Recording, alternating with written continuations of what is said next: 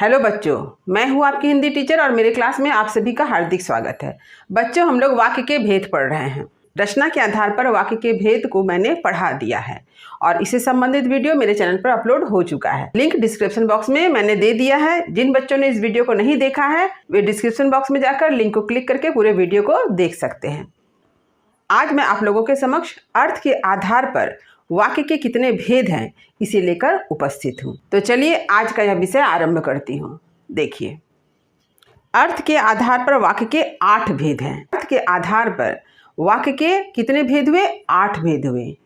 तो यहाँ हम 8 तरह के वाक्य को पढ़ेंगे। अर्थ के आधार पर वाक्य के जो 8 भेद हैं उसके नाम क्या है देख लीजिए।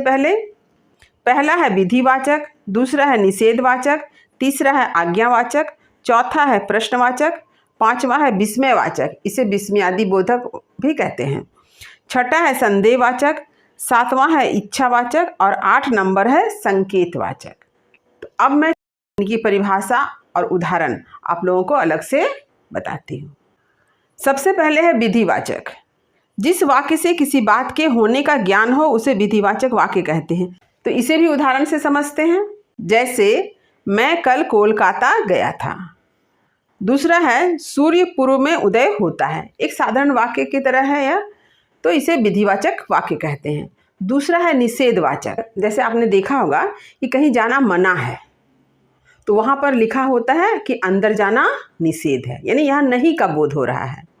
निषेधवाचक वाक्य, तो जिस वाक्य से किसी बात या कार्य के न यानी निषेध का बोध होता है उसे निषेधवाचक वाक्य कहते हैं। उदाहरण देखिए, पहला खेलने मत जाओ, दूसरा मेधावी छात्र परीक्षा में चोरी नहीं करते, तीसरा मैं कॉलेज नहीं गया।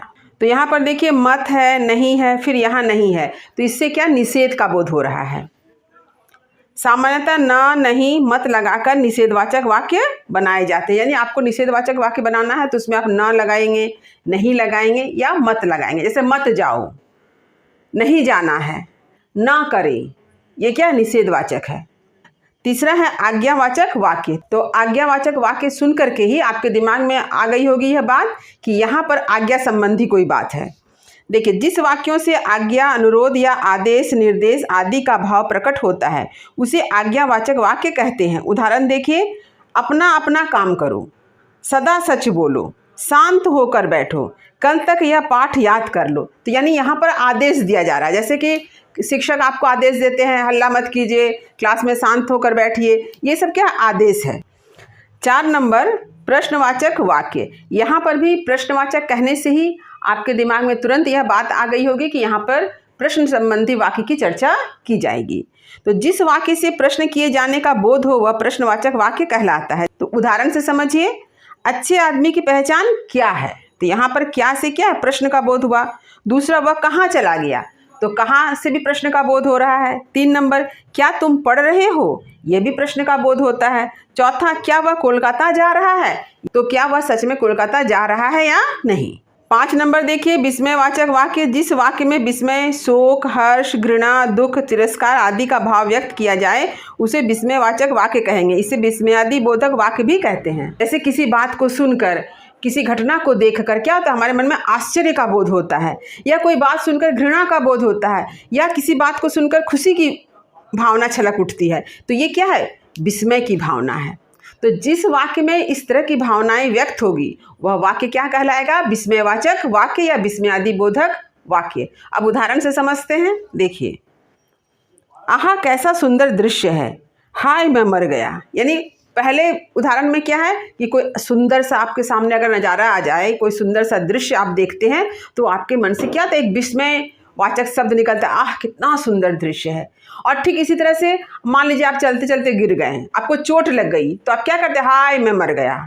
मतलब क्या, यहाँ पर आपके हृदय से दुख का भाव व्यक्त हो रहा है। 6 नंबर देखिए, संदेहवाचक वाक्य। जिस वाक्य से किसी प्रकार के संदेह का भाव प्रकट हो उसे संदेहवाचक वाक्य कहते हैं। जैसे हम लोग कभी कभी बात करते हैं और आपसे कोई पूछता है कि क्या आपके घर में ये व्यक्ति आएगा, और आपको मालूम है कि वह आ भी सकता या नहीं भी आ सकता, तो आप क्या वहाँ संदेह व्यक्त करते हैं, शायद वह आए।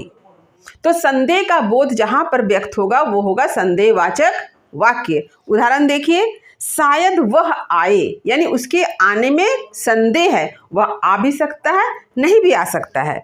बच्ची रो रही होगी, अब कोई छोटी सी बच्ची है, आप उसे घर में छोड़कर आए हैं, अब आपको लग रहा है कि बच्ची रो भी रही होगी या नहीं रो रही होगी। हो सकता है बच्ची ना रो रही हो, लेकिन आपके मन में इस बात को लेकर क्या संदेह है कि वह बच्ची शायद रो रही होगी या नहीं भी रो रही होगी, यानी दोनों भाव यहाँ व्यक्त हो रहा है। शायद आज वर्षा हो, जैसे कि हम लोग देखते हैं कि बहुत गर्मी बहुत गर्मी बहुत गर्मी, और हम लोग उम्मीद कर लगा लेते हैं, तो मन में उम्मीद होने पर भी एक संदेह भी है, शायद आज वर्षा हो। मतलब इतनी गर्मी है कि लगता है कि शायद वर्षा हो, यानी वर्षा हो सकती है या नहीं भी हो सकती है। तो इस तरह के वाक्य को हम लोग कहते हैं संदेहवाचक वाक्य। 7 नंबर है इच्छावाचक वाक्य, यानी इच्छावाचक कहने से क्या बोध हुआ कि हमारे मन की कोई इच्छा जिस वाक्य में व्यक्त हो, जिस वाक्य के माध्यम से व्यक्त होती है, हमारे मन की कोई इच्छा किसी वाक्य के माध्यम से जब व्यक्त हो रही है तो वह इच्छावाचक वाक्य कहलाया।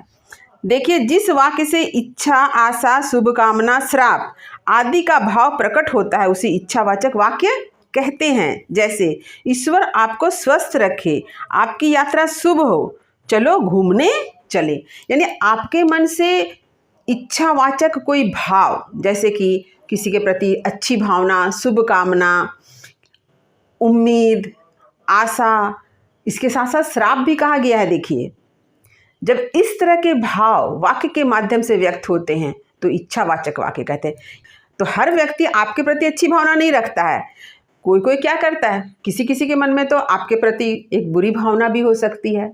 आपके प्रति क्या करता है, एक अच्छी बात नहीं सोचता है, वह बुरी बात सोचता है। तो यहाँ पर इच्छावाचक वाक्य के अंतर्गत हम अच्छी भावनाओं से संबंधित वाक्य को भी देखेंगे और बुरी भावना से संबंधित वाक्य भी देखते हैं। 8 नंबर देखिए संकेतवाचक वाक्य। जिस वाक्य से किसी शर्त या संकेत का बोध हो उसे संकेतवाचक वाक्य कहते हैं। वाक्य में एक क्रिया का होना या ना होना दूसरी क्रिया के होने पर निर्भर होता है। यहाँ पर यह बताया जा रहा है कि एक घटना घटित होगी, यानी एक क्रिया घटेगी, लेकिन उस क्रिया का घटना दूसरे क्रिया पर निर्भर है। उदाहरण से समझिए, वर्षा होती तो खेत लहलहाते, यानी खेत का लहलहाना यह एक क्रिया है, लेकिन यह कब संभव होगी, जब वर्षा होगी। दूसरा देखिए, परिश्रम करोगे तो सफलता निश्चय ही मिलेगी, यानी आपको सफलता मिलेगी, लेकिन सफलता मिलना कब संभव होगा, जब आप परिश्रम करेंगे। यानी सफलता का मिलना एक क्रिया है, लेकिन यह क्रिया तभी संभव होगी जब और एक क्रिया घटित होगी, वो क्या है, परिश्रम। ये है संकेतवाचक वाक्य। तो उम्मीद करती हूँ कि अर्थ के आधार पर वाक्य के 8 भेद को मैंने जिस तरह से बड़े ही संक्षिप्त तरीके से समझाया है, यह आप अच्छी तरह से समझ गए होंगे। अर्थ के आधार पर वाक्य के कितने भेद हैं, यह प्रश्न आपके फाइनल परीक्षा के लिए काफ़ी इम्पॉर्टेंट है। तो इस वीडियो को लाइक करें, सभी पढ़ने वाले विद्यार्थियों में शेयर जरूर करें। जो बच्चे मेरे चैनल पर नए हैं वे चैनल को सब्सक्राइब करना ना भूलें कि हर नई वीडियो का नोटिफिकेशन आपको समय समय पर मिलता रहे। तब तक पढ़ते रहिए, जीवन में आगे बढ़ते रहिए। मेरी शुभकामनाएं आप सभी बच्चों के साथ है। धन्यवाद।